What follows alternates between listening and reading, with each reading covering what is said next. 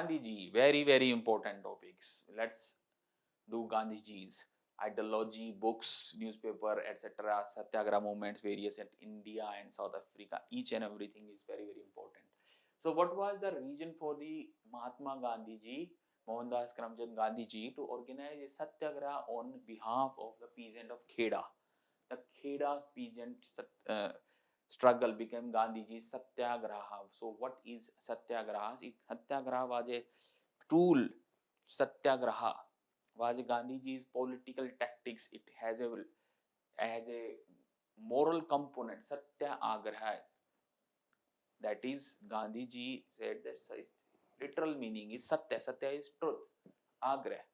Gandhiji believed in truth. Truth alone triumphs. Satyameva Jayate. Same. Gandhiji was believed that if some atrocity is committed by a superior person on some weak, one strong and weak, then we can if there, what is the option with weak? That weak option is to either to fight, to do violence, but ultimately he will be suppressed. Ultimately he will be suppressed. It is, in fact, then it is easier to suppress. But if he is not going to commit violence, even if he is provoked to do so, then he will stand on his position. He will take a certain position, a certain moral position. He will protest it in through non-violent manner. Then ultimately there will be moral pressure on the superior guys, on the strength, on the guy who is in strong position, and there will be peer pressure as well upon him, on the rest of the society, because Gandhiji believed that in Britishers do have the rest of the British population, because Gandhiji was educated in British in London. He was a lawyer educated from London. Okay, so he believed that they believed Britishers, a larger British society believed in rule of law, and they are they don't know, they are not aware of the atrocities committed by British Indian government in India, and he wanted, and he was on a campaign that once they will be aware of that situation through press, through them, if we do sustain a large political movement in India, then this reality of the Indian situation will come to the limelight, and ultimately Britishers will yield, and Britishers will help improve the situation in India, and ultimately they will hand over the control of the Indian government to the Indians itself. Okay. So Gandhiji devised this satyagraha so that the weak masses can participate in a movement against the strong adversary, that is the British Indian government. And like satyagraha took various forms. For example, in labor movement, in farmers or peasant, whatever you say, their movement, like in various parts, farmers were given negative, really harsh terms to do their farming, and either the option with them was to either to accept those terms, or to not to get the benefit of the British markets, or etc., or their harsh penalties were also imposed, and while and tax rates were really high, so it was really exploitative for them. They don't have any options, and even the courts were biased against them, and they didn't know how to approach courts, nor courts were obviously costly for the poor farmers. So Gandhiji devised and implemented these strategies of non-violent satyagraha in South Africa, and he also implemented it here in India. At the earliest satyagraha at local light level were the Champaran, Kheda, and Ahmedabad milk strikes for labor, peasant, Champaran, and here, and Kheda satyagraha. Kheda is in Gujarat, and Sardar Vallabhbhai Patel is also associated with the Kheda peasants rebellion satyagraha. So Kheda satyagraha, cause of it, the administration didn't suspend the land revenue collection in spite of a drought. Okay, the administration proposed to introduce permanent settlement in Gujarat. Okay, now permanent settlement was already there and now, this we are talking about the Gandhi's time. Permanent settlement was introduced in 1793, and Rayatwadi, Mehalwadi in some other areas, and there is no question of introduction of permanent settlement in 20th century. So hence 2 is wrong and 1 is correct. That the drought happened in natural causes. Rains didn't happen, or rainfall didn't happen up to the expectation, and agricultural dependent agriculture, crops fail, and but the Britishers wanted that you have to pay your land tax irrespective of the fact that your crops have failed. And what option they have? Either to uh, sell their land to the and the market, which of course are the British cronies, British supported Indian traders, or even the European traders, and or the local jamidars who is supported by the Britishers. So a satyagraha were organized, and Gandhiji led this. Ultimately, so it is mentioned that Bombay Presidency insisted that the farmers not only pay full taxes but also pay an increase stated to take effect that year. So it was a totally, I mean, uh, back to the wall situation. They didn't have any option. They didn't have anything. The poor farmer had hand to mouth sustenance.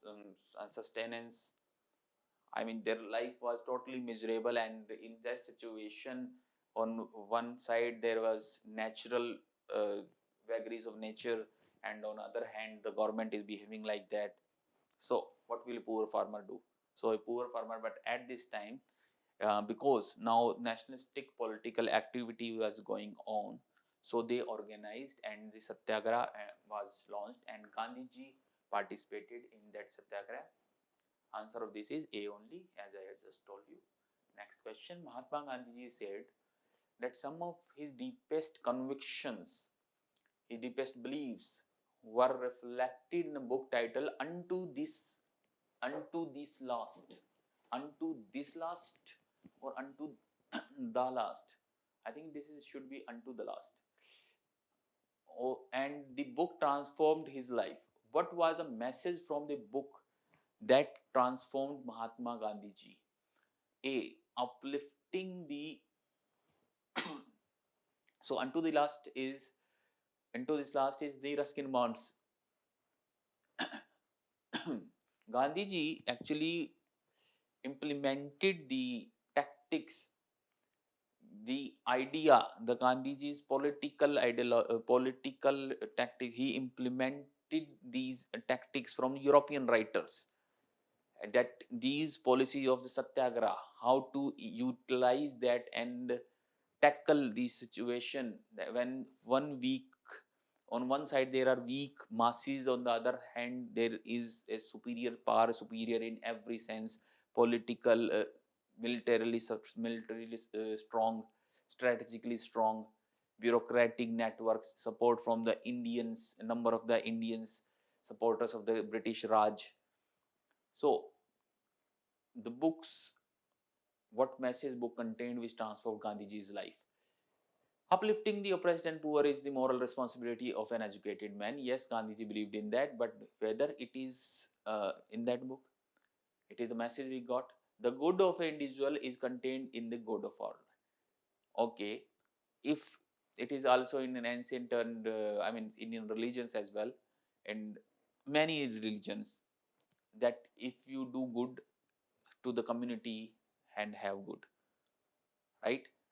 The life of the celibacy and spiritual pursuit was essential for a noble life, and all the statements are correct. The answer is B. That is good of individual. Do good, have good, right? Do good to the others, do good to the good of all, not just the individual self-interest. It is the, you have to see the larger interest, larger benefit of the society. Okay. Although the first language, okay, the first line is from Ruskin's Go, not this, and to this last.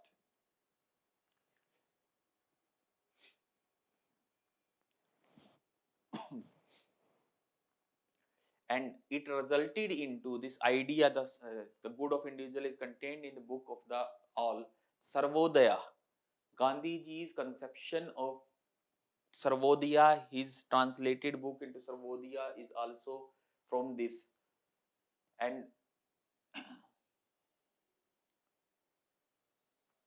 and statement C, how the UPSC has done a modification that life of celibacy and spiritual pursuit are essential of a noble life.